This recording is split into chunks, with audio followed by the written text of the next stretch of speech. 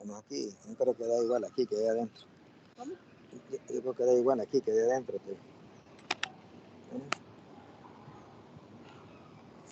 Mierda.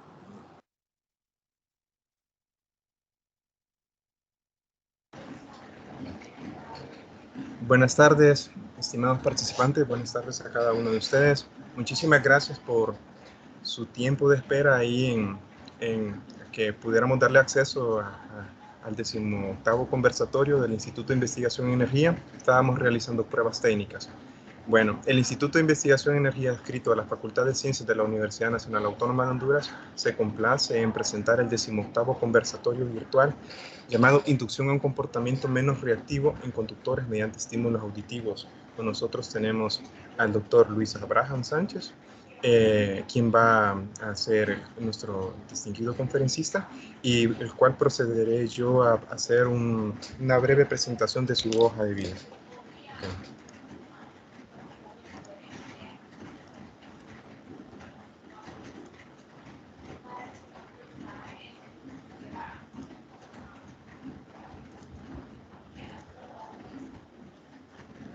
No sé, ¿se logra ver ahí la presentación? Sí. Bueno, perfecto. Entonces, inducción a un comportamiento menos reactivo de conductores mediante estímulos auditivos. Luis Abraham Sánchez Gasparino, doctor en ciencias con especialidad en diseño electrónico por parte del Instituto Nacional de Astrofísica, Óptica y Electrónica en Puebla, México, del 2011. Del 2017 a la fecha es profesor de tiempo completo en la Facultad de Ciencias de la Electrónica de la Benemérita Universidad Autónoma de Puebla. Ha dirigido y codirigido más de 35 tesis de licenciatura, maestría y doctorado. También ha sido autor y coautor alrededor de 60 publicaciones, incluyendo artículos en revistas, capítulos de libros, entre otros. Realiza consultorías industriales en algunas de las compañías donde ha colaborado, coordinando proyectos de base tecnológica incluyen Volkswagen de México, Continental México e Intel México, por nombrar algunas.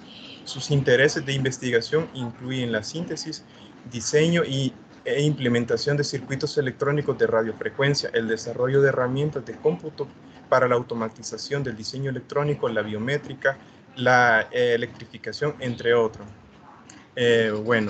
Les saluda Brian Molina, soy técnico especialista en energías del Instituto de Investigación en Energía y me complace en presentarles al doctor Luis Sánchez, el cual le agradecemos mucho el llamado de la presentación de esta conferencia.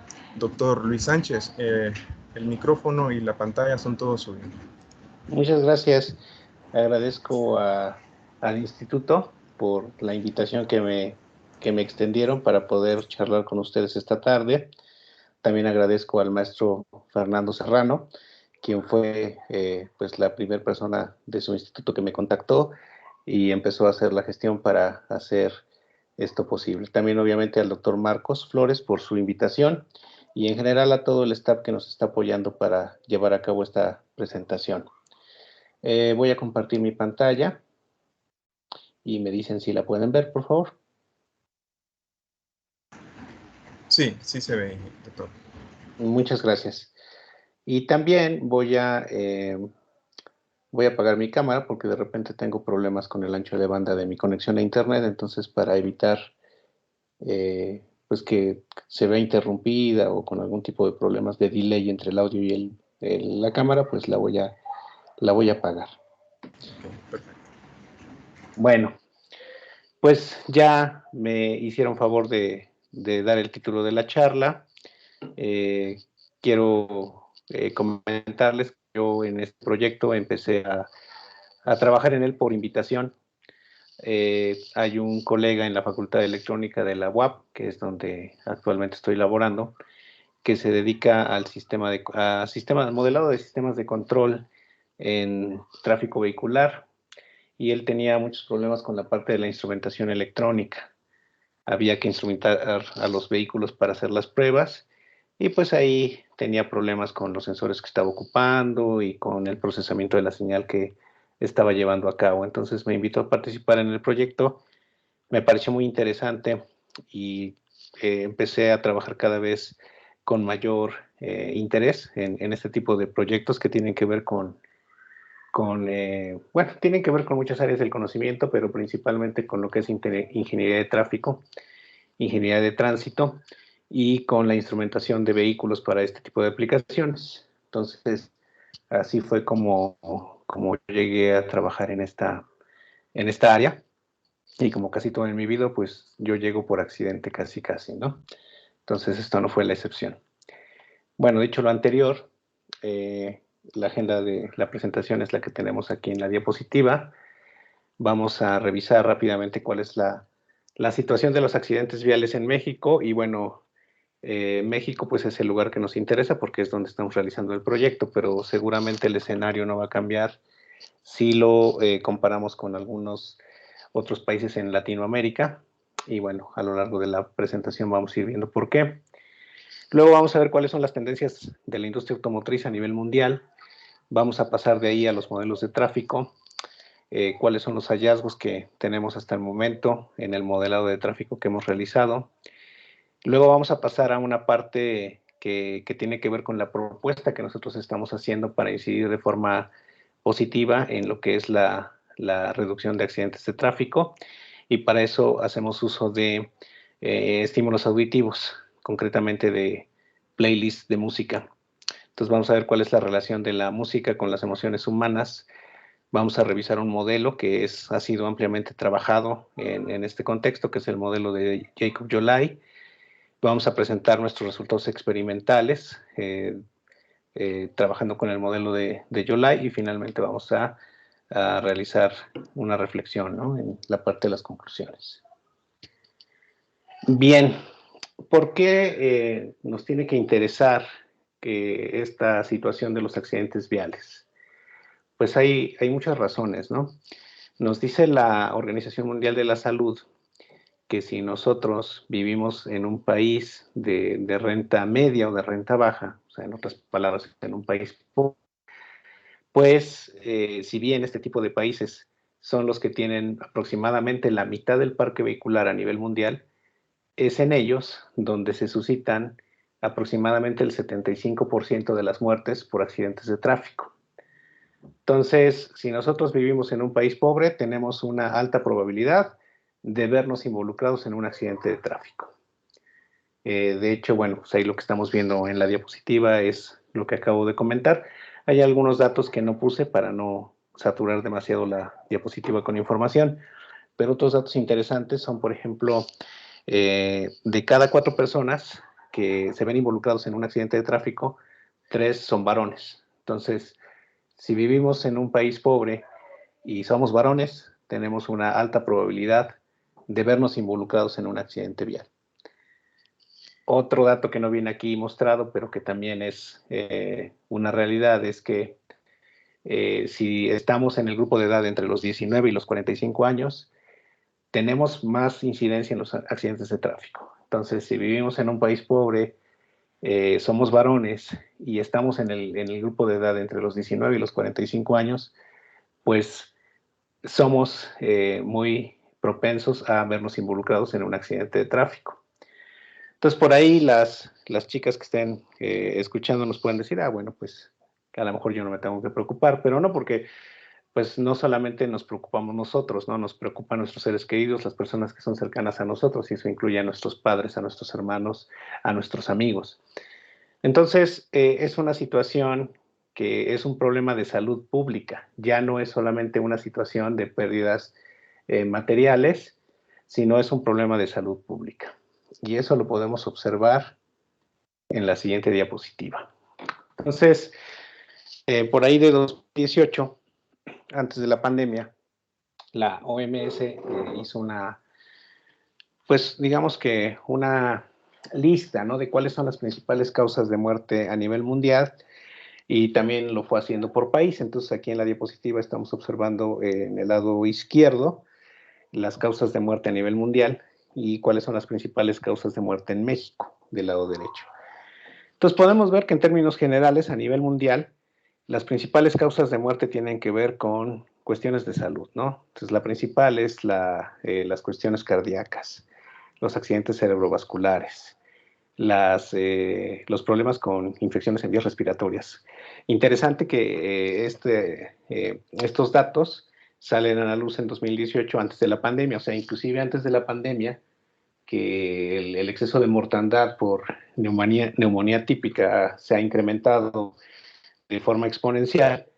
Ya desde antes de la pandemia, las infecciones en vías respiratorias representaban la tercera causa de muerte en el mundo. Y bueno, pues también tenemos la enfermedad pulmonar obstructiva, por supuesto, diferentes tipos de cáncer, la diabetes, etcétera, etcétera. Y por ahí del lugar número 10 tenemos los accidentes de tráfico. Entonces, a nivel mundial, los accidentes de tráfico ocupan el 10º lugar.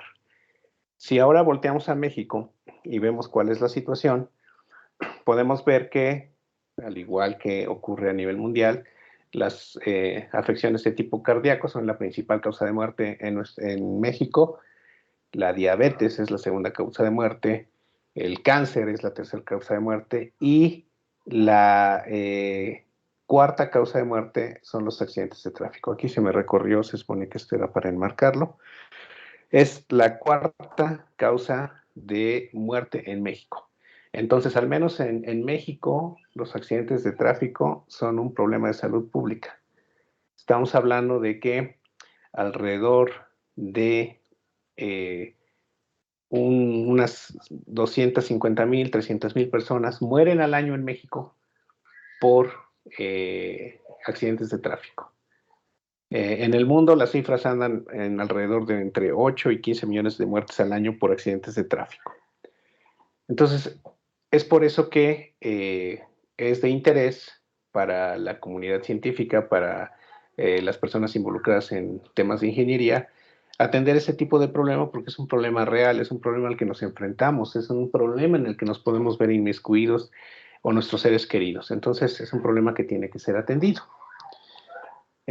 Ahondando un poquito más en los números, en México, bueno, pues les voy a compartir el siguiente video para que pues los puedan escuchar un poquito con mayor profundidad. Accidentes de autos en México. Según el último reporte del Instituto Nacional de Estadística y Geografía, INEGI, México ocupa el 7º lugar mundial en cuanto a muertes por accidentes de tránsito, superando hasta 6 veces más a otros países con poblaciones y parques vehiculares similares. En la región de América, es el tercer país con más accidentes fatales, registrando en promedio 24,000 muertes de personas al año a causa de estos siniestros. Esto representa aproximadamente 55 fallecimientos diarios relacionados con accidentes automovilísticos. Entre las principales víctimas se encuentran los conductores, pasajeros, peatones, ciclistas y motociclistas. Principales causas de accidentes viales. Los accidentes automovilísticos son actualmente la primera causa de muerte en jóvenes de 15 a 29 años, siendo el principal motivo de estos siniestros el consumo de alcohol y otros estupefacientes. Un estudio de la Organización Panamericana de la Salud detalló que en México los días jueves, viernes y sábado por la noche conducen cerca de 200,000 personas bajo la influencia del alcohol. El manejar bajo la influencia del alcohol aumenta hasta 10 veces la probabilidad de sufrir un accidente. El exceso de velocidad, el uso del teléfono celular y el cansancio al manejar son otros causantes bastante comunes de siniestros de automóviles y todo tipo de vehículos. Esto, más la poca cultura vial en el país y el nulo respeto a los reglamentos, señalizaciones y autoridades, es lo que ha llevado al país a situarse entre los primeros lugares de accidentes y decesos en todo el mundo. Además, los accidentes también, año con año, dejan cerca de 75,000 personas lesionadas y discapacitadas en todo el país. ¿Cuáles son los vehículos más accidentados? El gobierno federal publicó un informe sobre la siniestralidad de los vehículos en el último año, donde los más accidentados fueron automóviles, con 432,684 accidentes, camión de pasajeros con 86,489 accidentes y camiones urbanos de pasajeros con 23,634 accidentes.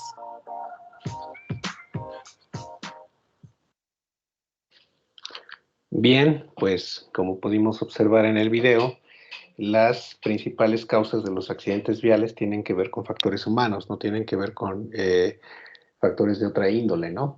En primera instancia, pudiéramos pensar que una falla mecánica puede terminar en un accidente de tráfico, y es cierto, pero comparándolos en porcentaje, es mínimo, ¿no? Estamos hablando de que un 87% de todos los accidentes de tráfico que se suscitan, al menos en México, son por factores humanos, es decir, porque manejamos con exceso de velocidad, porque vamos mirando el celular mientras vamos manejando, porque manejamos en estado inconveniente y un largo etcétera.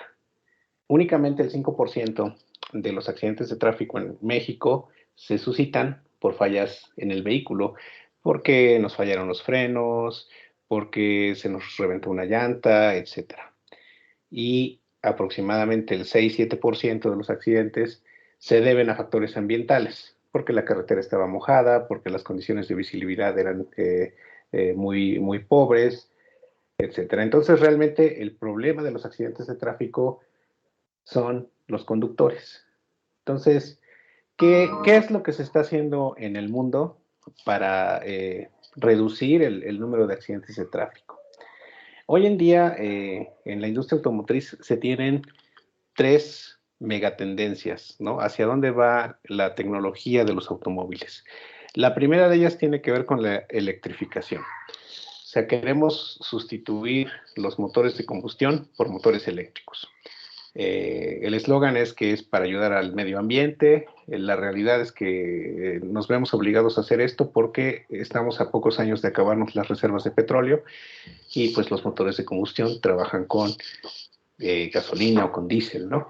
Entonces tenemos la necesidad de hacer la transición de motores de combustión hacia motores eléctricos, porque en pocos años ya no vamos a disponer del zumo de dinosaurio, ¿no?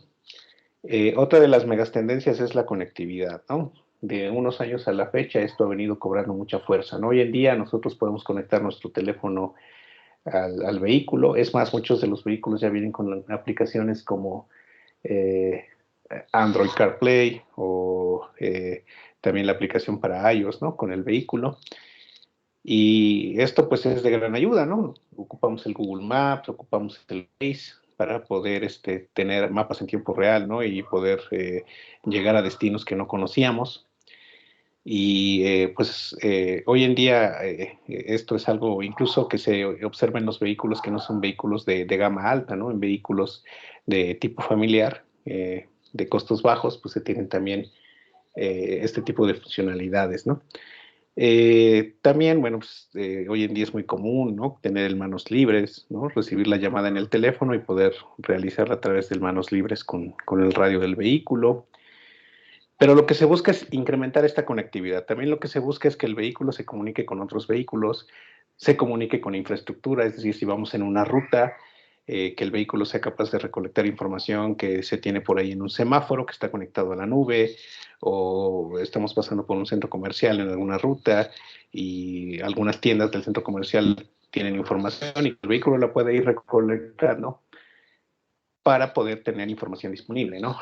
Así como ocupamos el Waze y ocupamos el Google Maps, y el Waze nos dice, esta ruta tiene mucho tráfico, ocurrió un accidente de tráfico, y podamos tomar la decisión de cambiar de ruta para llegar a nuestro destino, bueno, pues que también esto lo pueda hacer sin necesidad de utilizar la app y ir recolectando la información en su ruta para poder ir tomando las decisiones. Esto también se conoce como la movilidad compartida y es otra de las tendencias en los vehículos. Y la tercera, que también es algo que hoy en día se escucha mucho, con mucha fuerza, es la de los vehículos autónomos. Mucha gente piensa que los vehículos autónomos son el paso natural debido a que hoy en día tenemos computadoras muy poderosas, procesadores muy, muy poderosos con poder de cómputo muy grande que nos permiten tener,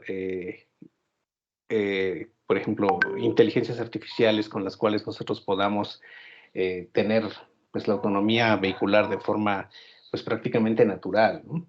Y si bien es cierto que hoy en día tenemos computadoras muy poderosas y que de hecho con mucho menos tecnología de la que hoy tenemos disponible llegamos a la Luna hace ya varias décadas, la realidad es que la autonomía vehicular no es algo que se esté proponiendo como consecuencia de la evolución tecnológica de las computadoras. La autonomía vehicular es la solución que la industria automotriz ve al problema de los accidentes viales. La lógica así lo dicta, ¿no? Si el problema de los accidentes viales son las personas, pues vamos a quitar a las personas de conducir y vamos a dejar que conduzca la máquina. Entonces, se estima que con esta migración de vehículos conducidos por personas a vehículos conducidos de forma autónoma, se puede tener una reducción de accidentes de hasta un 90%. Y los escenarios que plantea esta posibilidad pues son bastante interesantes, ¿no? El que tú puedas dedicar tu tiempo y tu esfuerzo a otra cosa que no sea conducir, mientras te diriges a un destino, pues es algo bastante interesante. De hecho, se dice que en unos años las generaciones futuras no van a pensar en adquirir un vehículo, ¿no? En comprar un vehículo o tenerlo, ¿no? Todo lo que es el leasing o el arrendamiento de vehículos va a cobrar más fuerza, ¿no? Sobre todo con esto de los vehículos autónomos, ¿no? Y bueno, si bien es cierto que alcanzar un nivel de autonomía total es algo que hasta hace no muchos años se pensaba como complicado, ¿no? Como algo más como de la ciencia. La realidad es que cada vez estamos más cerca de alcanzar este nivel de autonomía vehicular completa, ¿no? De hecho, la industria automotriz define cinco etapas de autonomía vehicular. La etapa 0, pues es la que tenemos acá, que le llamamos que el vehículo no tiene ningún tipo de autonomía. Necesitamos un conductor, una persona que esté controlando el volante y los pedales para que el vehículo se pueda conducir. Entonces esa es una etapa donde no hay autonomía, completamente el vehículo es asistido por un humano.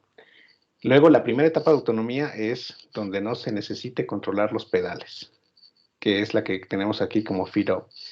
Entonces el conductor únicamente va a controlar la dirección, pero el frenado y la aceleración no van a ser controlados por una persona, van a ser controlados por la máquina, por la inteligencia artificial. El segundo nivel de autonomía es el de no ocupar al conductor únicamente como como en caso de que el piloto automático falle, ¿no? O sea, ya no se va a controlar manualmente la dirección, ni los pedales de aceleración y frenado, pero tenemos que tener un conductor en caso de que haya una falla, de que el vehículo pierda conectividad y pueda perder el control, y entonces entra el control manual, ¿no? Que sería el control asistido por una persona. La tercera etapa de la autonomía es la que se conoce como la de eyes-off, donde el conductor asistente, que sigue siendo una persona, no tiene que prestar atención a lo que va viendo en la ruta, porque únicamente está ahí en el caso remoto de que se requiera, pero no, la probabilidad de que se requiera el uso del conductor asistido es muy baja, ¿no? Es menor al 10%. Y tenemos una cuarta etapa de autonomía que se conoce como la mind-off, donde ya el conductor, pues básicamente es únicamente un pasajero, no se requiere su asistencia en ningún tipo de tarea, ni siquiera para, en caso de que el vehículo falle, ¿no? Se supone que para esta etapa la probabilidad de que el vehículo autónomo llegue a tener una falla, pues es mínima. Y finalmente se tiene el escenario de autonomía completa, donde ni siquiera va a tener un asiento delante del volante una persona, ¿no? Todos van a ser pasajeros y el vehículo se va a conducir de forma autónoma. Es decir, la máquina va a estar en completo control de el vehículo, tanto de la dirección como de la aceleración, del frenado e inclusive en la toma de decisiones, ¿no? ¿Qué ruta voy a tomar para llegar a mi destino? Vamos a observar a continuación un video que nos muestra cómo sería un escenario de autonomía vehicular. Autonomous driving is a big technological challenge, probably the biggest of our generation. This is a Tesla. It comes with a feature known as autopilot, and Elon Musk says in the future it'll have a feature called full self-driving. Several other cars being sold today also come with assisted driving technology, which still requires someone behind the wheel. But new vehicles that won't have anyone in the driver's seat are getting closer to production. Startups Waymo, Cruise, TuSimple, and Aurora are already testing driverless tech on some public roads across America. It's going to move quickly. We'll start to see this move from prototypes to actually scaling products into the world. We see us becoming fully driverless in 2024. As they invest billions in R&D and sign multi-billion-dollar deals, their valuations have soared and TuSimple has gone public. They're pitching a future where people won't even own cars. Younger generations won't even think about owning cars. And some jobs will no longer exist. We fundamentally believe that every trucker will be able to retire as a trucker. But first of all, they need to convince governments and the public that their technology is safe. You're limiting your potential if consumers are not comfortable getting into your vehicle and taking a ride. So could these startups make driving a thing of the past? Tesla has been working on making its vehicles autonomous since around 2016 and said it planned to have self-driving cars on the road by 2020. And sometimes I'm not on time, but I get it done. For now, experts say these cars have what they call level 2 autonomy. It is a level 2 system where they're saying that the driver has to be there, they have to pay attention, they're counting on them. What does that mean? Well, it's a skill used by auto engineers and it starts at 0. Which means, kind of a 1950s car with no automation at all. And goes up to level 5. Basically, when the car can do everything anywhere. You can drop it off in Afghanistan today, and it will be able to operate without maps by itself. Instead of releasing vehicles and working towards autonomy, these top startups want to roll them out directly at level 4 autonomy, which is where the car doesn't need a driver as long as it's preloaded with information about its surroundings, like maps and directions. And we just simply think level 4 is the goal for any domain. Some companies in the US and Asia, like Baidu, AutoX, and Didi, say they've reached level 4 in some vehicles, though none have rolled them out at commercial scale. But some are getting close. Waymo and Cruise have piloted a fleet of robo-taxis in some ring-fenced areas around the US. Think ride-hailing without the driver. Like this, the Waymo One. We're the only company that has a fully autonomous ride-hailing service available to the public today in the Phoenix metro area. In late 2020, Waymo began removing support drivers from its vehicles after its cars racked up some 20 million miles on public roads, gathering troves of data for its algorithms.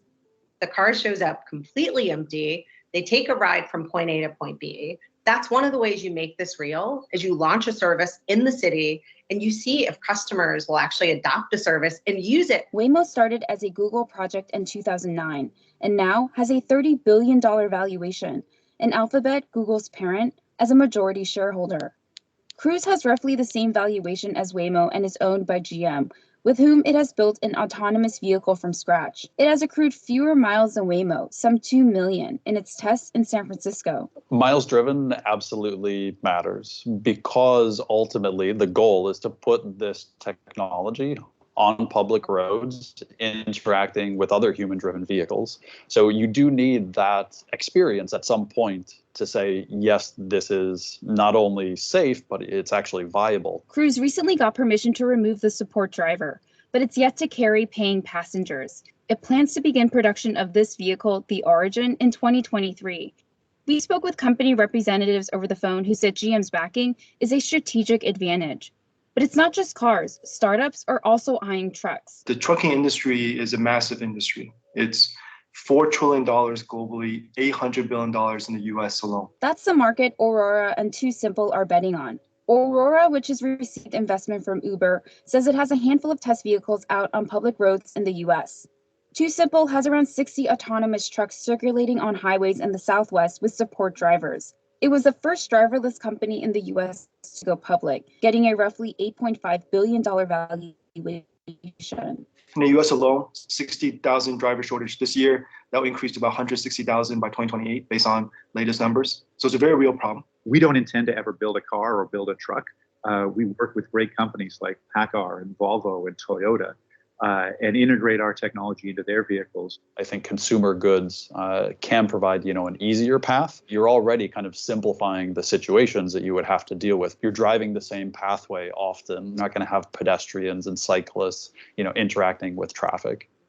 But their tech needs to overcome some big challenges before it can be widely adopted. And the more we discover about the challenges, the more we learn about how long this is going to take. And so I think you saw all of industry start to reset expectations. Waymo and others had previously said 2020 was the year that robotaxis would become commonplace across the US. But the coronavirus pandemic and technical hurdles have led to forecasts being pushed back. One issue, these vehicles still don't work well at night or in bad weather. It's not a coincidence that you see companies testing in fair weather places first. When you think about the barriers, it's really engineering barriers. It's time, it takes capital, but we'll get there. But those are not the only barriers. A Honda Civic right there colliding with the Waymo van. We're being told it was not at fault in this accident. The industry has to address safety concerns, as autonomous cars have been involved in a number of accidents in recent years.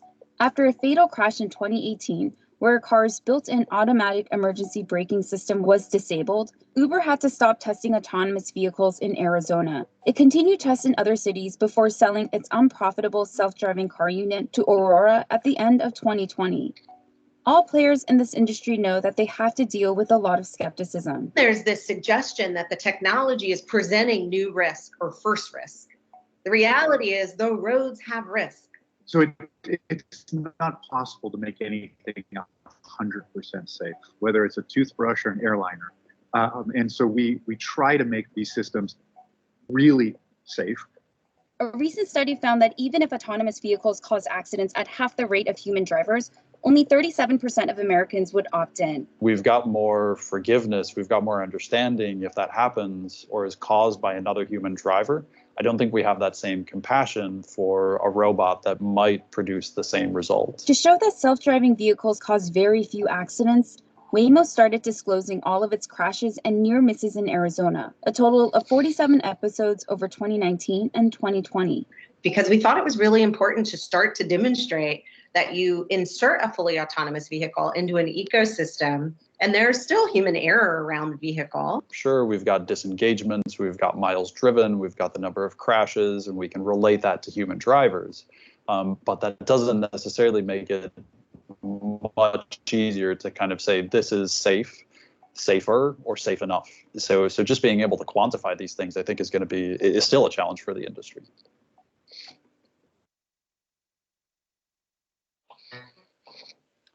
Bien, pues podríamos ver ahí en el video algunos escenarios de autonomía vehicular que todavía no están en la etapa 5 de completa autonomía, sino en la etapa 2 o etapa 3. Y bueno, mencionaba por ahí que la confiabilidad que se tiene hoy en día en vehículos autónomos no es tan alta como lo que se pudiera esperar o lo que vaticinaba la industria automotriz. Tomemos en cuenta que los vehículos autónomos que actualmente se están probando no están en un escenario de completa autonomía vehicular. Y con esto me refiero a que no están en rutas donde los vehículos circundantes sean también vehículos autónomos. Entonces tenemos el reto hoy en día de que los primeros vehículos autónomos que tengan que circular en ciudades, en carreteras, van a tener que hacerlo con vehículos que son pilotados por personas, ¿no? Y sabemos que las personas son las que generan el 90% de los accidentes viales. Entonces, va a ser inevitable tener accidentes de vehículos autónomos si no tenemos escenarios de autonomía completa, es decir, que todos los vehículos alrededor sean vehículos autónomos, lo cual, pues, no es algo que va a ocurrir en el futuro, en el corto plazo. Además de lo que, digamos que el reto de ingeniería que implica tener un vehículo autónomo que sea altamente confiable, la infraestructura que se requiere para poder echarlo a andar no es un gasto menor. No solamente el vehículo lo tiene que construir la armadora para que pueda contar con nivel de autonomía desde el punto de vista funcional, es decir, que pueda conducirse por sí mismo, que pueda controlar la dirección, que pueda controlar el frenado, la aceleración, sino que tiene que tomar decisiones. Tiene que tomar decisiones en cuanto a decisiones simples, por ejemplo, qué carril va a tomar, va a tomar el carril de alta, el carril de baja, y esto va a estar en función de el tiempo que le indique el pasajero, ¿no? Yo tengo que llegar a mi trabajo y tengo que llegar antes de las 8 de la mañana y voy saliendo 7:45, entonces tengo 15 minutos para llegar. Entonces, toda esta información, que es como el set point que va a tener el vehículo en el inicio de la ruta, pues es la información con la que él tiene que empezar a tomar decisiones. Pues me tengo que ir por el carril de alta porque llevo prisa. Tiene que tomar decisiones más complejas aún, ¿no? Como qué ruta voy a tomar, si con la información que yo voy recolectando me va indicando que a 10 kilómetros o menos de donde yo estoy ocurrió un accidente vial y tengo un cuello de botella ahí. Están reparando el camino, o las condiciones de clima no son las más adecuadas, mejor tomo otra ruta. Entonces esas ya son decisiones más complejas que tienen que tomar. E inclusive todavía decisiones más complejas del tipo, tengo un obstáculo delante de mí que es un peatón. Si yo doy el volantazo, me voy a ir a estrellar con una barda, con un árbol, y probablemente mueran los pasajeros que llevo conmigo. Entonces tiene que tomar la decisión de mato al peatón o mato al conductor. De hecho, hace poco tiempo, hace unos año y medio o 2 años a lo más, el CEO de Intel México nos comentaba que la verdadera razón por la cual los vehículos autónomos todavía no tienen un uso comercial y todavía están en fase de pruebas es porque la legislación va muy lenta. La tecnología ya se tiene. Como lo pudieron ver, se tienen vehículos con un cierto nivel de autonomía. Pero, ¿qué va a pasar cuando se suscite un accidente? Porque los vehículos autónomos se van a ver involucrados en accidentes viales porque no están siendo conducidos en escenarios de autonomía completa, es decir, que los demás vehículos sean también autónomos y no se tienen otros vehículos que están siendo conducidos por personas que conducen a exceso de velocidad, personas que van distraídas, peatones que también pues cometen ciertas imprudencias, etcétera. Entonces, seguramente se tiene que ver involucrado de manera inicial los vehículos autónomos en accidentes viales. Entonces, ¿qué va a pasar si en esa decisión que tomó el vehículo autónomo se recibe una demanda? Entonces, si mató al peatón, ¿a quién va a demandar la familia del peatón? ¿Al pasajero? Si el pasajero no controlaba el vehículo. Y si el vehículo mata al pasajero porque decidió esquivar al peatón y se fue a estrellar al árbol o se fue a estrellar a la barda, ¿a quién va a demandar la familia del pasajero? ¿Al peatón? Si el peatón no les hizo nada, ¿no? Entonces, en la parte legislativa se tiene un cuello de botella también, ¿no? Pero la realidad es que mientras se habla de que los Países Bajos tienen proyectado que para 2025 van a tener escenarios de autonomía vehicular en ciudades grandes como es La Haya, Ámsterdam, Rotterdam, o algunas ciudades de Estados Unidos ya tienen ciertos niveles de autonomía vehicular, como es el caso de Arizona, o algunas ciudades en California. La realidad es que ver escenarios de autonomía vehicular incluso en países ricos, pero que tienen extensiones territoriales grandes, va a ser algo que no lo vamos a ver en el futuro inmediato, porque el despliegue de infraestructura que esto requiere es bastante costoso. Únicamente aquellas áreas geográficas que tengan las características de una ciudad inteligente podrán albergar escenarios de autonomía vehicular. Porque el vehículo no solamente tiene que tener la capacidad de conducirse, tiene que tener la capacidad de tomar decisiones. ¿Y cómo va a poder tomar decisiones? Teniendo información.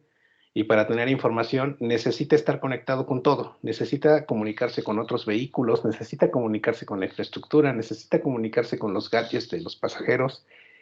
Y estos escenarios de conectividad en esa escala y con esas velocidades de conexión que se requieren, pues únicamente se pueden dar en escenarios o en lugares donde se tenga conectividad de tipo 5G, que es algo que todavía no está ni siquiera aprobado de este lado del mundo. Únicamente los chinos son los que tienen conectividad 5G en este momento, ¿no? Entonces, no va a ser algo que vamos a ver en el corto plazo, Seguramente lo vamos a ver, pero estamos hablando de varios años todavía, ¿no? Y por lo tanto, si la apuesta que tiene la industria automotriz es vehículos autónomos para reducir el número de accidentes viales, pero estos todavía no van a ser una realidad en el corto plazo, pues tenemos que buscar alternativas que nos permitan incidir de forma positiva en una disminución en el índice de accidentes de tipo vehicular. Y para eso podemos hacer uso de los modelos de tráfico. Yo sé que la mayor parte de los que están en esta charla escuchándome no son del área automotriz, la mayoría son del área de energías, pero bueno, existen básicamente 3 tipos de modelado de tráfico que se pueden trabajar o que se han trabajado a lo largo del tiempo, ¿no? Los modelos macroscópicos, en donde el flujo vehicular se considera de naturaleza continua, entonces en realidad ahí no nos fijamos de forma particular en las características de los vehículos, sino nos fijamos en el flujo del tráfico. Nos fijamos en cómo es, si es un flujo denso, si se dan cuellos de botella, etc. Este tipo de modelos de tráfico pues han sido convenientemente utilizados para ciertas aplicaciones. Pero a raíz de que la autonomía vehicular es un tema de interés en la industria automotriz, los modelos microscópicos, que son modelos que se trabajaron desde mediados de los 50 del siglo pasado, volvieron a cobrar mucha fuerza y mucho interés, porque aquí el tipo de modelo que se trabaja es de naturaleza discreta y nos permite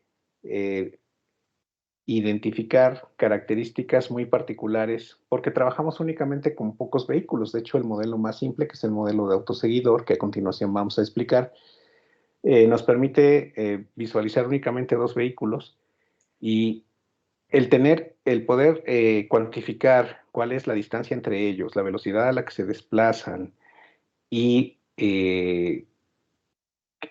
algo que se llama la reactividad del conductor, nos permite identificar cuáles son las condiciones en las cuales se suscitan los accidentes de tráfico en mayor medida.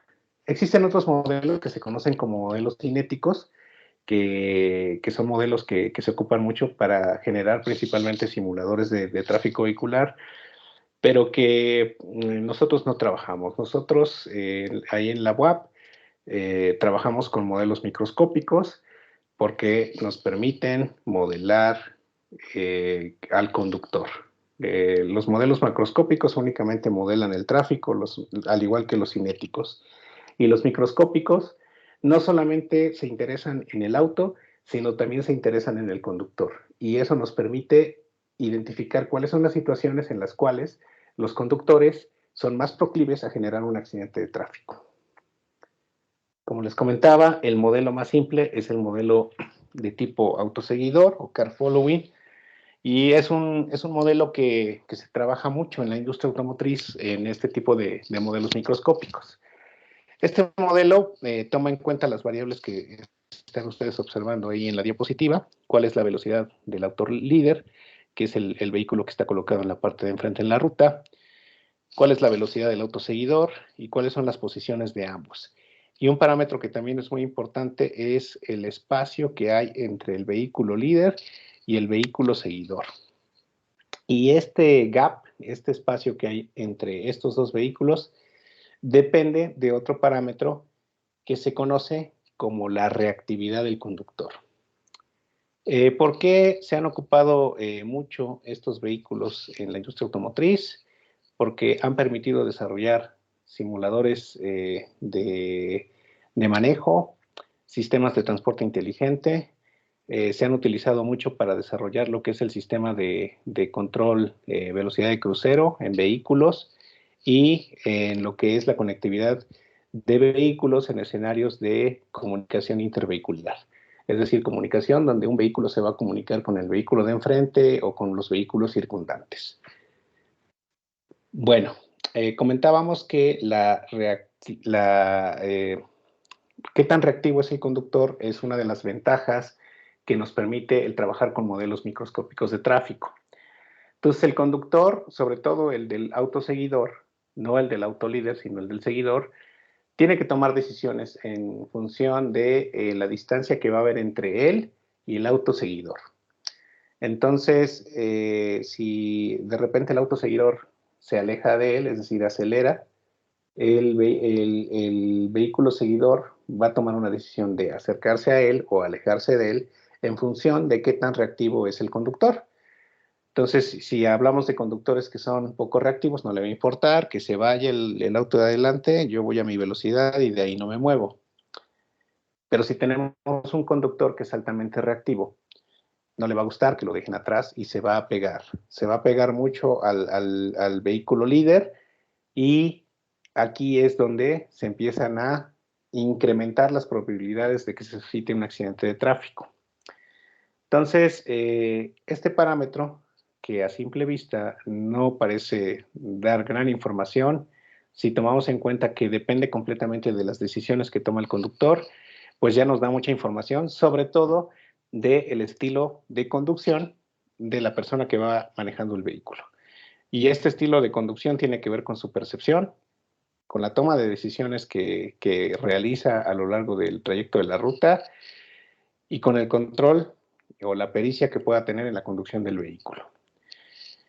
Como son factores humanos, lo que determina ese gap, ese X que tenemos ahí en el modelo, pues entonces esa respuesta la podemos establecer de forma simple como un lambda, que es un factor de proporcionalidad relacionado con la sensibilidad de la reacción del conductor del vehículo seguidor, multiplicado por un estímulo. Y esos estímulos pueden ser de tipo visual o de tipo auditivo. De tipo visual nos referimos a que lo que él vea en la ruta lo va a hacer reaccionar, ¿no? Si ve un obstáculo que tiene que esquivar, pues lo va a hacer reaccionar, ¿no? Lo va a hacer dar un volantazo, lo va a hacer frenar. Pero también si él escucha cosas, él va a tomar decisiones. Por ejemplo, si él quiere cambiarse al carril de alta para rebasar y está en un punto ciego donde no puede ver al vehículo que trae detrás en su retrovisor, pero escucha al vehículo que viene detrás, va a reaccionar y no va a cambiar de carril. Eso es un ejemplo de un estímulo auditivo. Pero también los estímulos auditivos se pueden ocupar para cambiar el estado de ánimo del conductor y al cambiar su estado de ánimo, cambiamos las emociones con las que él puede reaccionar ante determinadas situaciones que se le van presentando. Y aquí por emociones me refiero a cómo va a reaccionar, ¿no? Recordemos que una cosa es la personalidad, otra cosa es el carácter y otra cosa es la emoción, ¿no? Entonces, pues el temperamento de una persona es con lo que nacemos, ¿no? Es completamente genético, eso no lo podemos modificar. El carácter de una persona sí tiene que ver con su entorno y su interacción social, ¿no? Su interacción con el ambiente. Entonces, el carácter sí se va moldeando. La emoción es la respuesta que nosotros tenemos a situaciones que se nos presentan, ¿no? Entonces, las emociones son, por ejemplo, el miedo, la ira, el asco.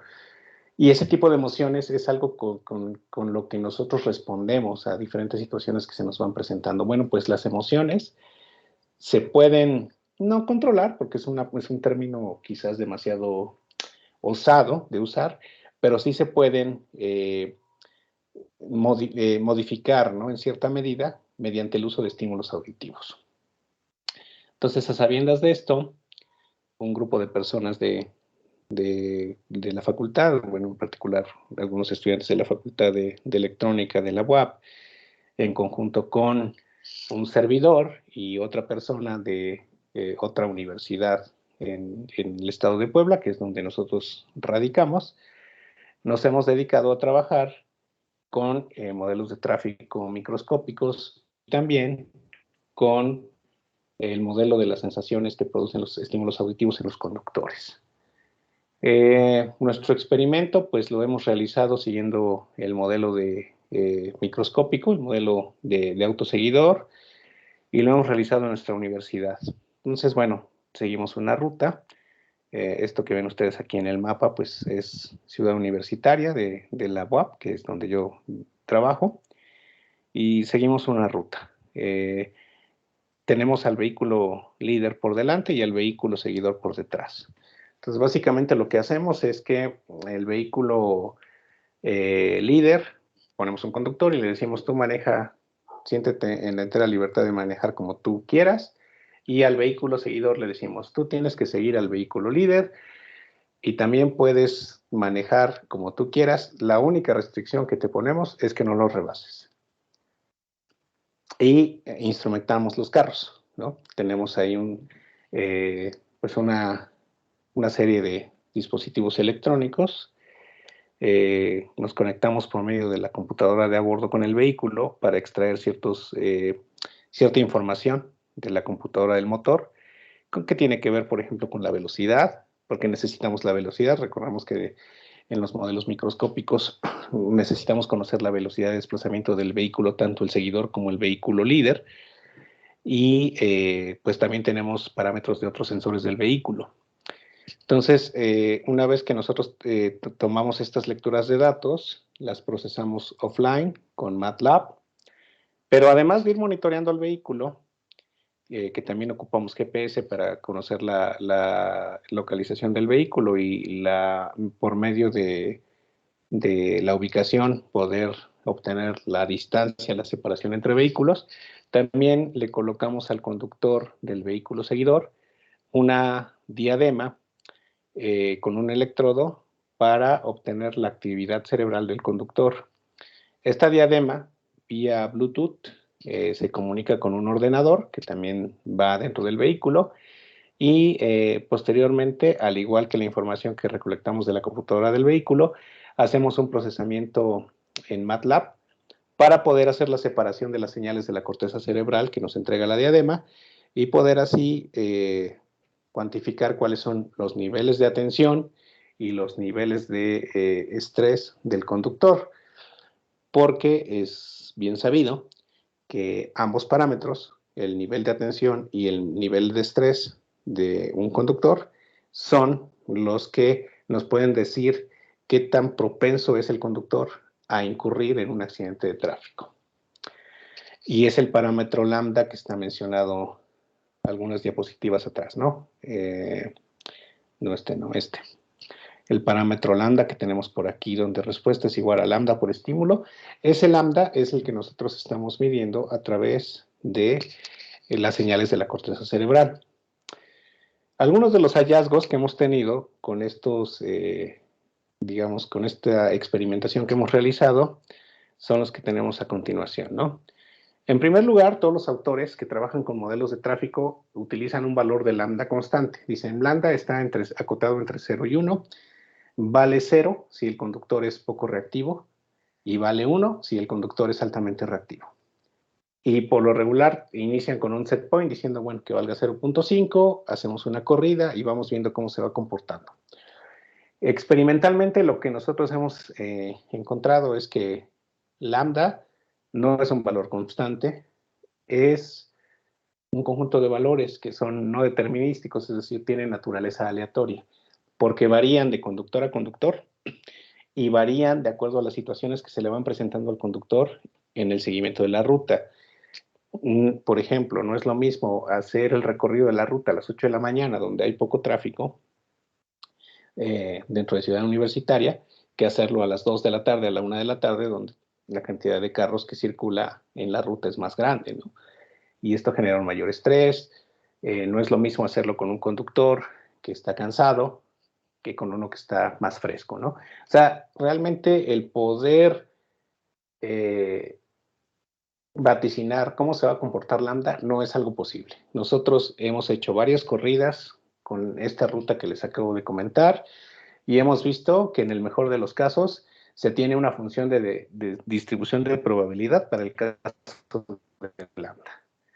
Y nuestra ecuación diferencial que nosotros ocupamos en este modelo de dinámica vehicular ya no es una ecuación diferencial ordinaria, ya es una ecuación estocástica, una ecuación diferencial estocástica.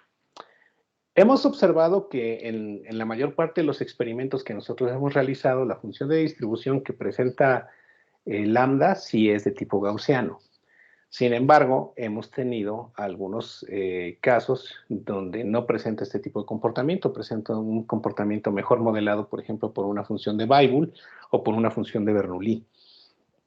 Entonces, el modelo, lo que nosotros hemos encontrado es que el modelo del auto seguidor, para tener una precisión mayor con respecto a ese X sub G, ese espacio que hay entre el auto seguidor y el auto líder, lo mejor es que esa ecuación no sea una ecuación ordinaria, que sea una ecuación estocástica, y podemos entonces hablar de la probabilidad de que bajo ciertas condiciones, que serían las condiciones iniciales de la ecuación diferencial, se pueda suscitar en determinado punto de la ruta un accidente. Y eso sí lo hemos observado, ¿no? Con el modelo que hemos desarrollado. Pero además hemos encontrado otras cosas que han sido bastante interesantes, ¿no? Como estamos monitoreando muchos sensores del vehículo, estamos haciendo la correlación, ¿no?, de las señales de la corteza cerebral con las señales de los sensores que nosotros tenemos en el vehículo, ¿no? Por ejemplo, algo que nos ha llamado la atención, o por lo menos a mí en lo particular me ha llamado la atención de los experimentos que hemos realizado, es que el nivel de concentración es muy bajo cuando vamos a alta velocidad. Cuando el conductor va a alta velocidad, su nivel de concentración es muy bajo. Esto puede explicar por qué cuando vamos a exceso de velocidad incurrimos en accidentes. O sea, no es la velocidad en sí, es que nuestro cerebro, por alguna razón, tiende a desconcentrarse más fácilmente, tiende a desconectarse. Entonces, bueno, eso es un hallazgo interesante. Y otro es que cuando vamos a baja velocidad, nuestro nivel de atención crece bastante. Por ejemplo, cuando nos estamos estacionando, si nosotros observamos todas las señales de la corteza cerebral, todas están en alto. Eso quiere decir que ponemos particular atención cuando vamos a muy baja velocidad, lo cual también puede explicar por qué cuando conducimos a baja velocidad es menos probable que nosotros provoquemos un accidente de tráfico. Entonces, bueno, son parte de los hallazgos que nosotros hemos encontrado, pero también, como nosotros necesitamos estimular al conductor de alguna forma para cambiar esos niveles de atención y esos niveles de estrés que va presentando a lo largo de la ruta de manejo, y no podemos hacer uso de estímulos visuales, porque no podemos distraerlo de la ruta que va siguiendo el conductor, hemos hecho uso de los estímulos auditivos, porque eso es algo bien fácil de hacer. La mayor parte de los coches tienen radio, y hoy en día es muy fácil que tú conectes tu teléfono, por ejemplo, al radio de tu vehículo, ya sea por un conector o vía Bluetooth, para poder estar escuchando música, ¿no? Y hemos tenido también hallazgos muy interesantes cuando hemos hecho esta serie de experimentos, ¿no? Y bueno, para poder explicarles esta parte, pues les voy a mostrar un pequeño video donde se explica de qué manera la música afecta a nuestro cerebro, a nuestra mente.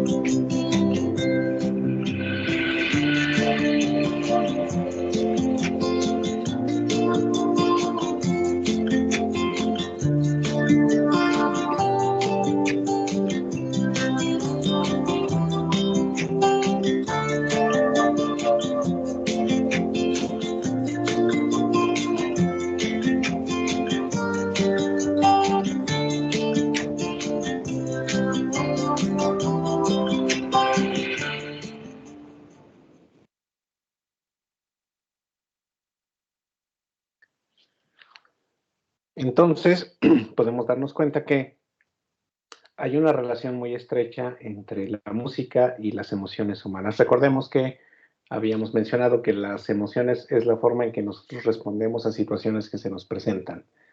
Si algo nos provoca, nos atemoriza, pues vamos a reaccionar con miedo.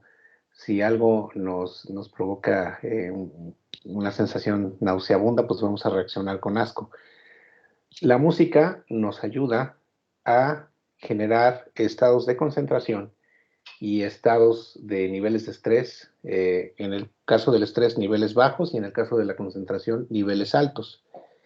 Y es algo que podemos echar mano para estimular al conductor y de alguna manera influir en su estado de ánimo, es decir, de la manera en que va a reaccionar ante cosas que se le vayan presentando, de una forma en que tenga un parámetro lambda, un parámetro de reactividad que sea más cercano a 0 que cercano a 1, que es lo que nosotros estamos haciendo. Esto no es algo nuevo, esto es algo que ya se ha estudiado, sobre todo la gente del área de las neurociencias cognitivas lo han estudiado bastante, pues no es casualidad que cuando nosotros vamos a un supermercado hay determinado tipo de música que estamos escuchando, ¿no? O que nos obligan a escuchar, ¿no? Porque promueve más nuestras ansias por comprar, por consumir, y así podemos mencionar varios ejemplos, ¿no? En cuanto a niveles de bienestar, bueno, de sensación de bienestar que se experimentan al escuchar música, existe un investigador holandés llamado Jacob Joly, y él se hizo famoso en el 2014 porque la firma Alba, que es una firma de gadgets de música, le pidió que los ayudara. Ellos estaban interesados en realizar un estudio en el cual pudieran determinar cuáles eran las canciones que ayudaban a la gente a sentirse mejor. Entonces, Jacob Joly, que por muchos años había estado estudiando, él es del área de neurociencias cognitivas, y él había estado estudiando bastante cómo reaccionan las personas a estímulos auditivos y estímulos visuales. Se dedicó a diseñar una encuesta que respondieron una gran cantidad de personas en el Reino Unido. Me parece que la encuesta incluía alrededor de unas 20,000 personas. Y con esto, bueno, él sacó un modelo, que es un modelo de regresión, bueno, más bien un modelo polinomial de regresión no lineal, para obtener una fórmula que con 3 parámetros de la música de las canciones te podía decir el nivel de sensación de bienestar que esa canción podía suscitar en una persona. De hecho, ustedes si lo googlean y le ponen Jacob Joly o la fórmula para saber cuánta felicidad te produce una canción, pues lo van a encontrar por ahí en Google, ¿no? Y bueno, lo que están viendo ahí en la diapositiva es el modelo de Jacob Joly. Él ocupa 3 parámetros de las canciones, ocupa los bits por minuto, que es esta BPM, ocupa la tonalidad, que es esto que dice major, y ocupa el número de acordes. Entonces, con esta formulita, él te puede dar un ranking, ¿no? Que es un porcentaje, ¿no? De la sensación de bienestar que te produce una canción. De hecho, si ustedes utilizan Spotify y le ponen por ahí Jacob Joly o top 100 de las sensaciones, de las canciones que producen mayor bienestar, pues van a encontrar ahí el top 100 de Jacob Joly, ¿no? Les adelanto que la canción número 1 de su top 100 es la de Don't Stop Me Now de Queen. Y por ahí también ustedes seguramente lo leyeron alguna vez en redes sociales, ¿no? Que se encontraban publicaciones que decían que la canción de Don't Stop Me Now de Queen es la canción que mayor felicidad le produce a una persona, ¿no? Bueno, esto es algo que se determinó con el modelo de Jacob Joly.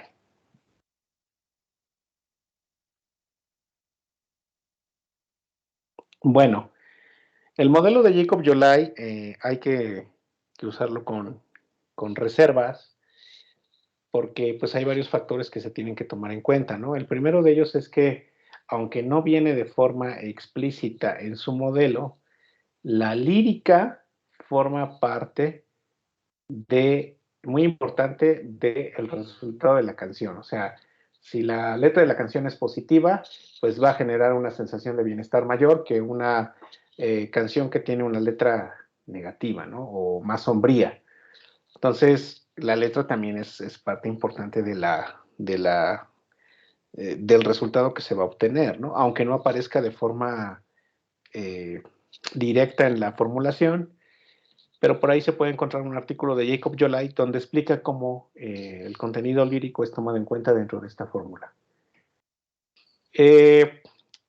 Además, pues todas las canciones de su lista están en inglés, ¿no? Entonces, ¿qué tanto me va a servir la lista de Jacob Yolai si yo se la pongo a personas, a conductores que no van a entender el mensaje de la canción? Es cierto que el modelo de Yolai únicamente utiliza los bits por minuto, que es el ritmo de la canción, el número de acordes, que tiene que ver con el qué tan rica es en melodía la canción, y la tonalidad, que son exclusivamente parámetros de la música, que no tienen que ver con la letra. Pero si esta fórmula fue de alguna manera inducida tomando en cuenta el contenido lírico de la canción, ¿qué tanto me puede ayudar a influir en la sensación de bienestar en una persona que no es de habla inglesa, ¿no? En nuestros países, ¿no? En Latinoamérica, pues muchas personas no hablan inglés, entonces, ¿qué tanto me puede servir su playlist para este fin, ¿no? Es algo que también tenemos que tomar en cuenta, ¿no? Ahora, su modelo es simple, ¿no? Desde el punto de vista de variables que está tomando en cuenta, o sea, está tomando únicamente en cuenta los beats, o sea, el tempo, la tonalidad y el número de acordes. Esto pues puede adecuarse bien a ciertos estilos musicales, como es el pop, o como es, no sé, el género urbano quizás, pero en composiciones musicales que tienen una mayor complejidad, como es el jazz, como es el blues, como es la música clásica, seguramente el modelo se va a quedar corto. Entonces, otra de las, digamos, de los peros que se le pueden poner a la lista de Jacob Yolai es que él obtuvo su resultado, obtuvo su modelo a través de resultados basados en encuestas. Claro, recordemos, él es experto en neurociencias cognitivas, o si algo sabe hacer Jacob Yolai es diseñar una encuesta, pero no son resultados experimentales. Entonces, con todas estos puntos en contra del modelo de Jacob Yolai que nosotros pudimos detectar, pues nos dimos a la tarea de medir y comparar el resultado de Jacob Yolai con el resultado de un modelo, pero obtenido de forma experimental. Entonces, del mismo modo, pues utilizamos la diadema, utilizamos el wearable para medir los niveles. En este caso no medíamos los niveles de ansiedad, ni los niveles no medíamos los niveles de estrés ni los niveles de atención, sino medíamos los niveles de ansiedad y los niveles de bienestar. Esta diadema vienen varias apps que se pueden utilizar con ella, y una de ellas precisamente nos generaba el resultado de la sensación de bienestar que se puede experimentar en una persona, ¿no? Y bueno, por otro lado, también tomamos las primeras 10 canciones de la lista de Jacob Yolai y mediante renderización en software, con la ayuda de una herramienta de MATLAB que se llama MirToolbox, que lo que hace básicamente es descomponer a un archivo de audio para darte los BPMs, la tonalidad, el número de acordes, entre otros parámetros de la música, para nosotros poder obtener estos valores y sustituirlos directamente en la fórmula de Yolai. Y los resultados que nosotros encontramos pues son los que tenemos ahí en esa diapositiva, ¿no? Nosotros medíamos el nivel de meditación y el nivel de atención y obtuvimos estas fórmulas, ¿no? Entonces, la del nivel de meditación es la que tenemos aquí, la número 6, y la número 7 es la del nivel de atención. Y contrastándola con los resultados de Jacob Yolai, pues nosotros vimos que cuando el tempo de una canción es, digamos, debe de estar acotado, ¿no? Porque si tenemos valores menores a 60 BPM y más grandes de 220 BPM, el modelo ya no es funcional, ¿no? Entonces, algunos géneros de música ya no van a poder entrar dentro de esta fórmula, que es una formulación sencilla, pero bueno, seguimos ocupando la fórmula de Yolai, ¿no? O al menos la filosofía del modelo de Yolai, que es utilizar los BPMs, la tonalidad y el número de acordes. Entonces, bueno, eso es algo de lo que nosotros encontramos. También encontramos que las canciones con tempos acelerados y un número de acordes grande y tonalidades mayores ayudan a que las personas mejoren sus niveles de meditación. En los casos del nivel de atención, las canciones deben de ser aceleradas, pero con ritmos sencillos y en tonalidades mayores. Y bueno, estos modelos se limitan a establecer una variable binaria en la selección de escalas, ya que no consideran casos especiales como la escala blues o la escala cromática. Y bueno, ya por último, las conclusiones que podemos, o más bien las reflexiones que podemos mencionar acerca de todo el trabajo que hemos realizado en torno a este proyecto, pues son las que tenemos ahí. La primera es que los vehículos autónomos son una promesa para la reducción del número de accidentes viales, pero que los vayamos a ver en el futuro cercano en países en vías de desarrollo, países pobres, pues no va a ser desafortunadamente una realidad y por lo tanto tenemos que buscar alternativas que nos permitan poder incidir de alguna forma en la reducción de accidentes viales. La segunda es que los modelos microscópicos de tráfico nos permiten conocer cómo influye el estado de ánimo del conductor en las condiciones para que se suscite un accidente de tráfico. Y por lo tanto es importante estudiarlos y sobre todo trabajarlos de forma experimental. Los modelos han estado ahí desde hace casi 70 años, pero como nosotros encontramos, son modelos que son optimistas en el sentido de que son modelos que están basados en ecuaciones ordinarias, ¿no? En ecuaciones diferenciales ordinarias, cuando vimos de forma experimental que realmente son ecuaciones diferenciales estocásticas. Y lo tercero es que encontramos que los estímulos auditivos ayudan a mantener niveles de concentración altos y niveles de ansiedad bajos. Y ambos factores, tanto la ansiedad como la falta de concentración, son parte del problema en conductores altamente reactivos, por lo que una playlist adecuada puede ayudar a aminorar este escenario. Todavía nos falta mucho trabajo por desarrollar, nos falta hacer mediciones, tenemos que encontrar una playlist que incluya canciones en español para poder medir en qué medida puede ayudar a hacer a un conductor menos propenso a que se suscite un evento de tráfico. Es muy difícil poder hacer el mismo experimento 2 veces, porque estamos hablando de que el estilo de conducción de un conductor pues va a depender de muchos factores. Incluso si yo ocupo al mismo conductor que varias veces en el vehículo seguidor, no va a tener el mismo tipo de reacción si lo hace un domingo, que si lo hace por la tarde, que si lo hace cuando tiene dolor de cabeza, etcétera, etcétera. Entonces, sería muy difícil poder hacer el experimento sin estímulos auditivos y luego repetirlo con estímulos auditivos y cuantificar qué tanto cambió, ¿no? Porque seguramente si lo volvemos a repetir muchas veces, va a haber una variabilidad bastante grande.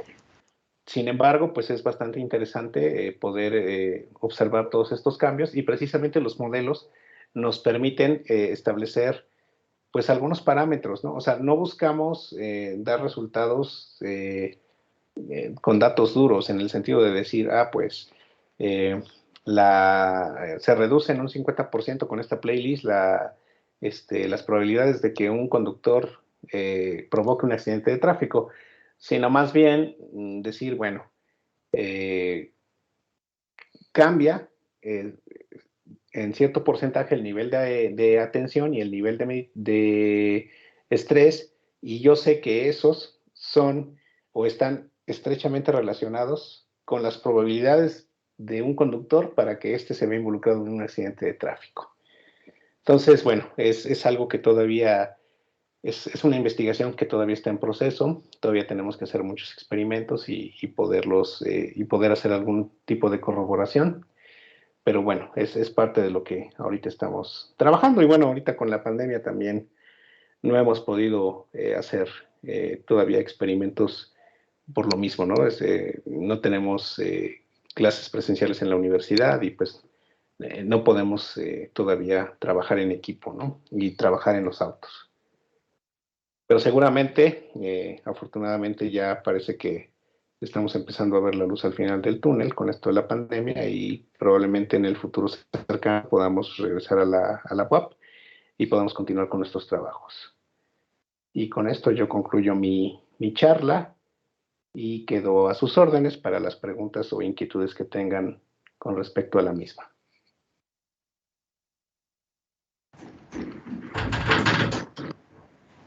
Bueno, doctor Sánchez, muy interesante su conferencia, y verdaderamente que sí, que me ha sorprendido. Y yo tengo de por sí aquí varias preguntas. Por ejemplo, determinar ese factor lambda en la ecuación,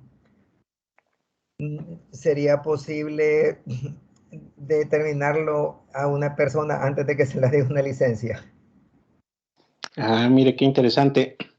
Sería algo muy conveniente, ¿no? Desafortunadamente todavía tenemos que ganar credibilidad. Sí, ¿no? porque hay gente que son muy reactivos, ¿no? Extremadamente reactivos. Sí, Y si uno le pasa a alguien de repente y no le pasó como a él le gusta que le pase en un vehículo, ¿no? Y le eche el carro o después lo va presionando por detrás, ¿no? Entonces podría ser, ¿no? Algo importante para determinar, otorgarle o no licencia a alguien, porque, por ejemplo, en el caso de nuestro país, Honduras, aquí se le da licencia a cualquiera, ¿no? Y suelen ser bastante agresivos, ¿no? Mucha gente. Entonces sería realmente interesante poder estudiar más el tema para poder otorgarle una licencia a alguien, porque los exámenes psicológicos que hacen no creo que valgan la pena. Sí, sería muy interesante. Este tipo de modelos de dinámica vehicular se han trabajado bastante, pero con miras hacia lo que es ingeniería de tráfico. O sea, se hace una planeación de una ruta, ¿no? Y se tiene que decidir cuántos carriles le vas a poner, cada cuánta distancia vas a poner semáforos o topes, y es el uso que más se le ha dado, ¿no? Últimamente se les ha dado un uso pues diferente, ¿no? Más interesante, digo yo. Por ahí hay una diapositiva donde puse una ilustración que sería esta, donde inclusive se han utilizado para el diseño del sistema de control de velocidad crucero. Y nosotros vimos ahí el nicho de oportunidad, ¿no? Vimos que el modelo microscópico tiene mucho que ver con qué tan reactivo es el conductor, y estamos interesados desafortunadamente, como no vamos a tener autonomía vehicular en el mediano plazo, al menos en nuestros países por cuestiones de gasto, ¿no? Del gasto que eso implica, pues tenemos que buscar alternativas, ¿no? Para de alguna manera mantener las emociones de los conductores en un estado más zen, ¿no? Entonces, es lo que nosotros estamos ahorita tratando o hemos estado investigando. Tendríamos que ganar mucha credibilidad, tendríamos que repetir los experimentos a una escala más grande y tratar de convencer a los gobiernos, ¿no? De que este tipo de pruebas de perfil psicológico y de la reactividad de un posible conductor, pues es algo muy importante para poder darle o no darle una licencia de tráfico, ¿no? Definitivamente sería algo muy interesante si se pudiera realizar, ¿no? Pero es algo que todavía lo veo muy lejano, porque todavía tenemos mucho camino que recorrer en esta investigación. Sí, sí, porque usualmente pues los conductores suelen ser bastante reactivos, y especialmente en nuestras latitudes, ¿no? Sí. Son bastante reactivos, ¿no? Y entonces sería interesante realmente lograr algo de ese tipo, ¿no?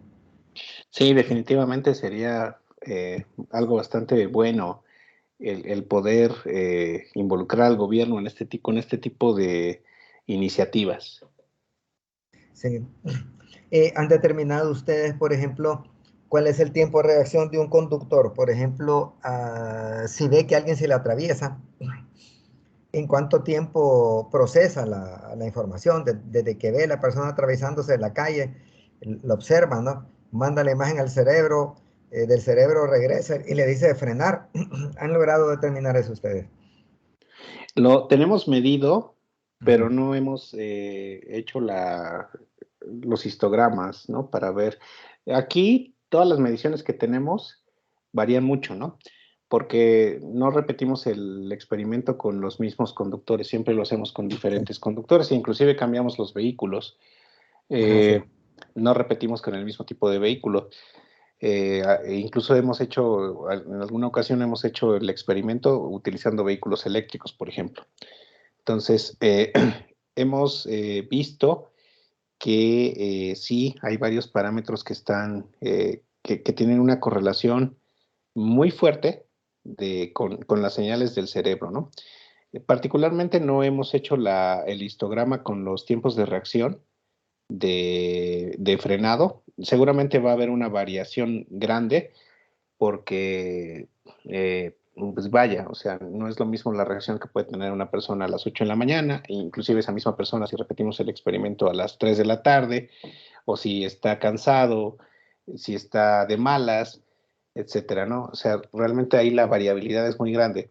Lo que sí le puedo comentar es que lo que sí hemos visto, que fue lo que nos llamó la atención y por eso lo pusimos por ahí en la parte de los hallazgos, es lo relacionado con... ay, se me perdió. Aquí está. Lo relacionado con los niveles de concentración, ¿no? Eh, recordemos que una de las principales causas de los accidentes es el exceso de velocidad, pero al menos lo que sugieren los resultados que nosotros tenemos es que el problema no es en sí la velocidad, sino es que cuando vamos rápido es cuando más nos distraemos. Cuando más lentos tenemos la capacidad de reacción. Y eso ya es algo muy difícil de cambiar, porque seguramente es algo que tiene que ver con nuestros procesos cognitivos y pues es algo que tiene que ver con el cerebro, ¿no? O sea, eso no lo podemos cambiar, ¿no? Entonces ahí la recomendación sí sería evitar conducir a velocidades altas, ¿no? Definitivamente hemos observado que cuando vamos a velocidades altas, los niveles de atención que nos da la diadema, y hemos ocupado 3 tipos diferentes de diadema, siempre bajan. O sea, si tú te mantienes a 40 kilómetros por hora, más o menos mantienes un nivel de atención grande, y en cuanto empiezas a ir a 60, 70, 80, el nivel de atención empieza a bajar drásticamente. Ahí sería interesante también involucrar a gente de otras áreas, por ejemplo, a gente del área de neurociencias que nos pudiera decir por qué ocurre esto, ¿no? Pero es una realidad, o sea, tú vas rápido y tu nivel de atención decrece.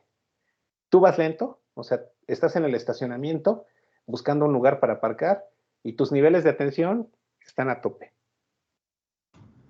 que es algo interesante. Bueno, a mí en lo particular se me hizo algo interesante y algo pues que me preocupó, ¿no? Porque dije, bueno, pues hay más probabilidades de que ocurra un accidente cuando voy en una autopista que cuando voy en una ruta de baja velocidad, ¿no? Que ya lo sabíamos, pero pensábamos que el problema era la velocidad. El problema no es la velocidad. Bueno, sí y no. Sí es la velocidad porque el problema es que tengas la capacidad de poder reaccionar, ¿no? Ya sea dar el volantazo o frenar. Pero hoy en día con la tecnología te lo permite, ¿no? Un sistema ABS que te permite frenar si vas a más de 100 kilómetros por hora, que tú tengas el obstáculo a 20 metros y te dé tiempo frenar antes de que lo derribes. Estamos hablando de que la tecnología te permite tener esa reacción, ¿no? Pero el cerebro no puede, por alguna razón, el cerebro cuando siente la velocidad del cuerpo, el cerebro se desconcentra. Ajá. Eso es algo interesante. Es curioso porque yo de joven corría en motocross y en turismo modificado y nunca tuve un accidente. Pero Sí. sí he tenido pequeños accidentes que no han sido culpa mía, ¿no? Cuando voy en el tráfico o en lugares así. A mí me parece, yo creo que yo reacciono diferente. Por ejemplo, estoy más atento cuando voy rápido que cuando voy lento.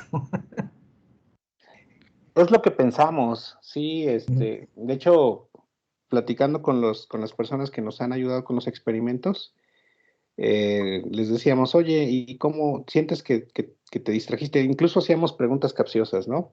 ¿De qué color era el edificio que pasaste justo en esta parte de la ruta, ¿no? Y es así como nos dábamos cuenta que no iban tan atentos como ellos pensaban, ¿no? Exacto, sí. Pero sí, son resultados interesantes. Realmente el trabajar en este tipo de proyecto a mí me ha resultado muy gratificante porque me ha permitido pues ir descubriendo cosas, ¿no? Que yo no me sospechaban. Y me ha permitido también pues poder hacer una contribución. Como yo decía al inicio de la charla, realmente yo empecé a trabajar en este proyecto por invitación. Yo no soy experto en modelos de tráfico, ni soy del área de ingeniería de tránsito. Yo soy electrónico, ¿no? Entonces ahí me dijeron, ¿sabes qué? Ayúdanos a instrumentar los vehículos. Entonces digamos que mi gran contribución al trabajo fue esto, que yo pudiera hacer adquisición de datos y procesamiento de datos, ¿no? Pero poco a poco me fui involucrando más con el proyecto y fui viendo digamos que las áreas de oportunidad en las cuales se podía empezar a hacer una investigación que pudiera de alguna forma ser, digamos, propositiva, ¿no? En el sentido de los accidentes viales. Los accidentes viales son un problema, pues muy, muy grande, muy real.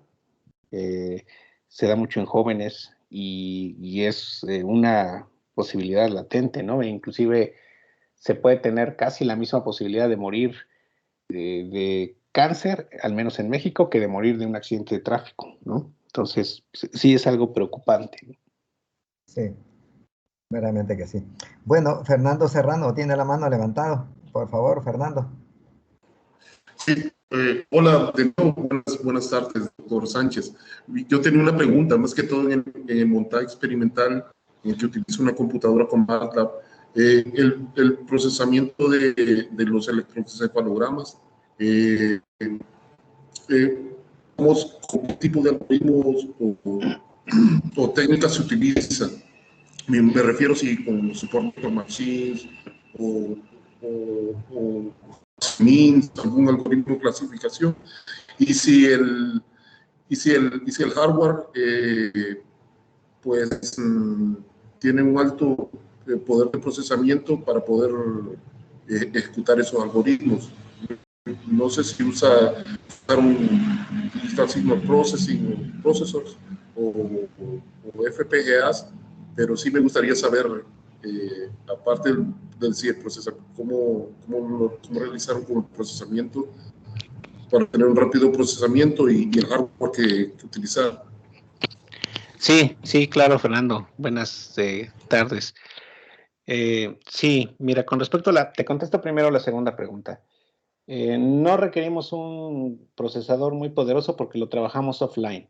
Es decir, grabábamos las señales del vehículo y grabábamos las señales de la corteza cerebral, terminábamos la ruta y luego eso ya offline hacíamos el procesamiento. Entonces lo podíamos hacer con la computadora, no requeríamos un DSP o un FPGA o algo por el estilo. Ahora bien, lo de cómo se procesa la señal que viene de la corteza cerebral, sí se utiliza un algoritmo que se llama FAST-IK. Lo más conveniente sería utilizar un filtro de Kalman, porque es el que te permitiría tener una mejor clasificación de la señal. Pero como tienes un solo canal por el que estás recibiendo los datos y en este canal viene la señal de 9 diferentes señales que son las de los electrodos, tienes que hacer la separación de las señales para después, en nuestro caso solamente nos interesan las ondas alfa y beta.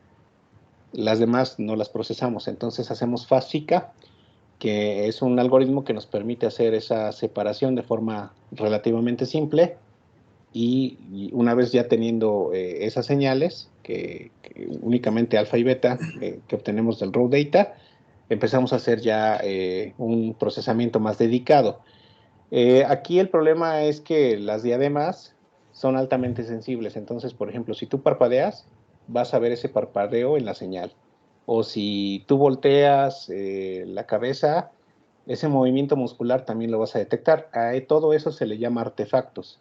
Todos esos artefactos van a estar ahí en la señal.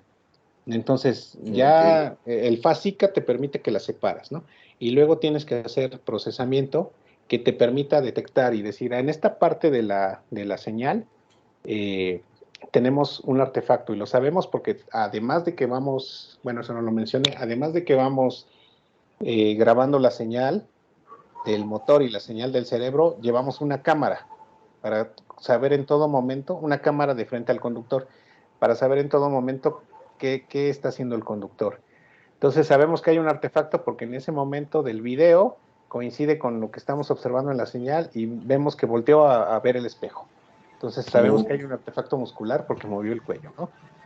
Sabemos que hay un artefacto ocular porque en un momento que está pasando un tope, parpadea.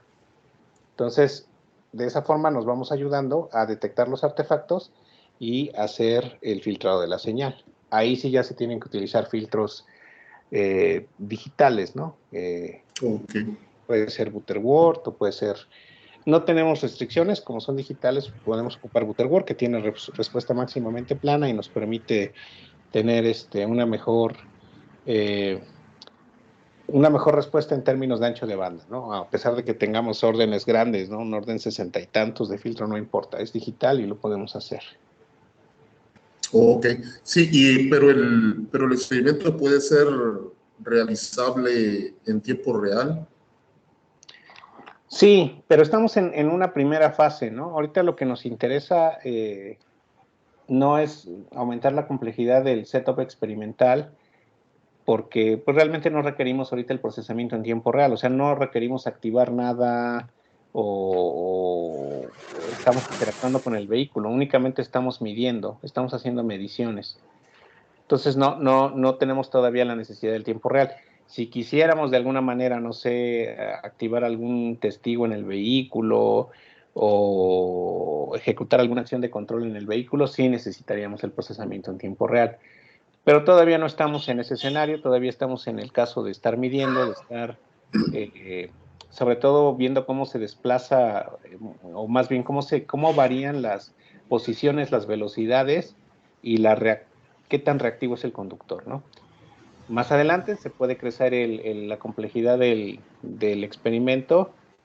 No sé, a lo mejor pensemos en algo relativamente simple, ¿no? Por ejemplo, si la distancia entre el vehículo seguidor y el vehículo líder rebasa cierto gap, pues que le avisemos al conductor, ¿no? Prendiendo algún testigo del vehículo o de alguna forma haciéndole saber, ¿no? Que ya se pegó demasiado y que tiene que mantener el gap otra vez. Ahí sí ya necesitaríamos procesamiento en tiempo real. Ok, gracias, doctor Sánchez. De nada, maestro Fernando. Gracias a usted. Okay. Bueno, la última respuesta que le ha dado Fernando responde una pregunta que yo tenía, de que si habían medido esas reacciones en un conductor, por ejemplo, en el transporte urbano. Por ejemplo, en Honduras creo que los conductores de los buses y taxis trabajan hasta más de 10 horas y al final de eso están todos estresados, ¿no? Y escuchan música, pero escuchan, creo, la música muy fuerte que más bien creo que los vuelven más reactivos, me da la sensación. Sí, sí, es un comentario bastante atinado, ¿eh? Aquí también nos lo han hecho saber varias personas, ¿no? Nos han dicho, oye, ¿por qué no se van al transporte público a hacer las mediciones, ¿no? En primer lugar, pues tendríamos que tener algún tipo de convenio, ¿no? Porque pues la burocracia por aquí pues es un problema grande.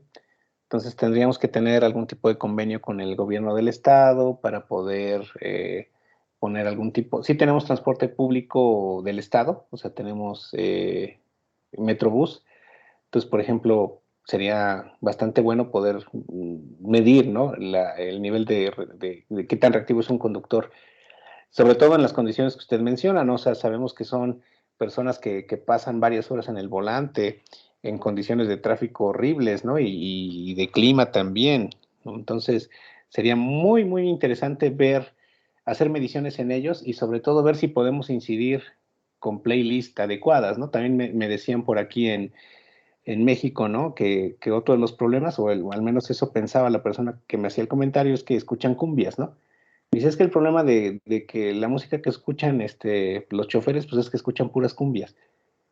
Y pues eso también habría que medirlo, ¿no? O sea, también habría que ver en el modelo de la sensación de bienestar que tenemos de Yolai, ver los parámetros de la música que ellos escuchan y ver si de verdad la sensación de bienestar que se produce es nula o es baja, que es mucha gente lo que piensa, ¿no? Que, bueno, si tú les cambias el ritmo y les pones otro tipo de ritmo, a lo mejor podría tener una mejor influencia en ellos, ¿no?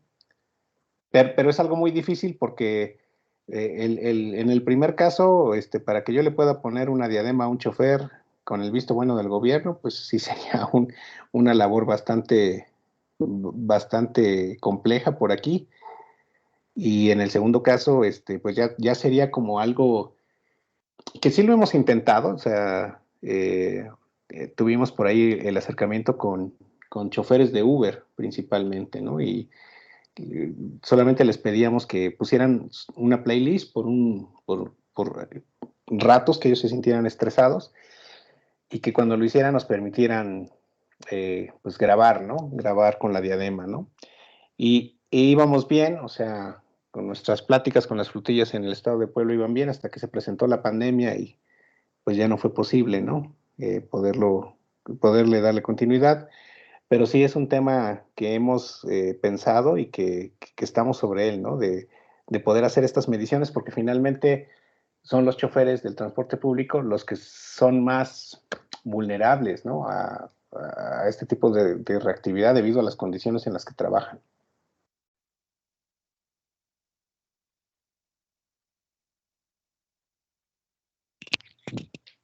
No sé si contesté su pregunta, doctor Marcos.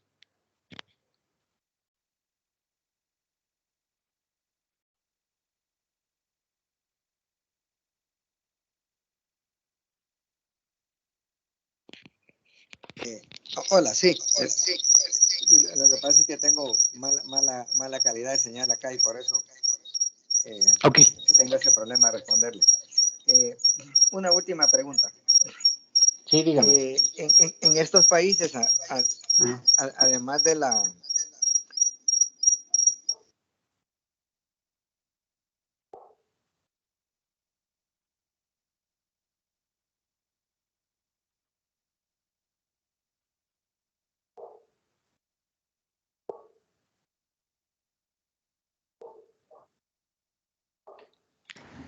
Profesor Marco, ¿nos escucha? Bueno, evidentemente tiene problemas técnicos. Hola. Sí, sí, tengo un poco de mala comunicación. ¿Sí se me escucha ahorita? Sí, lo escuchamos con claridad. Ah, bien. Sí, bueno, que además de que la automatización del transporte en nuestros países puede ser complicada, la comunicación que se ocupa sería 5G o con la tecnología de 4G actual funcionaría bien. Mire, hoy en día la única parte del mundo donde tienen 5G es en China y también es la única parte del mundo donde tienen autonomía completa de vehículos. O sea, en Estados Unidos están en autonomía nivel 3, nivel 4, y ellos se le atribuyen a las condiciones principalmente, ¿no? A que ellos podrían tener autonomía a nivel 5, que es autonomía completa, en lugares que tengan buen clima, porque las condiciones meteorológicas son un problema a la hora de hacer el procesamiento de imágenes, sobre todo en la detección de obstáculos a las velocidades a las que se llegan a desplazar los vehículos. En China sí se tienen vehículos con autonomía completa en ciudades grandes, ciudades con densidades de tráfico bastante intensas, ¿no? Entonces, lo que podríamos inferir es que el 5G sí ayuda bastante, ¿no? A mejorar las condiciones de la autonomía vehicular. Ajá, perfecto. Bueno, doctor Sánchez, yo creo que estamos muy satisfechos con su conferencia, ¿no? Verdaderamente muy ilustrativa, y estamos muy agradecidos por su participación, ¿no? Creo que Brian va a pasar a la lectura de un diploma de agradecimiento que él le va a hacer llegar por correo. Por favor, Brian. Sí. Gracias. ¿Están viendo? Sí, sí se ve. Bueno, perfecto. Estimado doctor Sánchez, bueno, el Instituto de Investigación en Energía confiere el presente certificado a Luis Abraham Sánchez Gaspariano por haber participado como conferencista en el conversatorio Inducción a un comportamiento menos reactivo de conductores mediante estímulos auditivos, 20 de octubre del 2021, Tegucigalpa, MDC. Marco Flores, director del Instituto de Investigación en Energía. Bueno, quisiera agregar, doctor Sánchez, que aunque somos una institución especializada en el área de la energía, también investigamos y divulgamos en los campos de la ciencia y la tecnología, por lo que estoy seguro que nuestra audiencia está totalmente complacida y agradecida con tan impresionante e interesante ponencia la cual usted nos acaba de presentar. Entonces, muchísimas gracias por atender nuestro llamado, tomarse el tiempo de preparar la ponencia y compartir sus conocimientos con nosotros. Esperamos que podamos seguir teniendo mayor actividad en conjunto y seguir compartiéndolos con nuestros seguidores. Muchísimas gracias, estimado doctor Sánchez. Al contrario, muchas gracias a ustedes por la invitación. Realmente para mí ha sido un gusto muy grande poder compartir con ustedes un poquito de lo que hacemos por aquí en la UAP.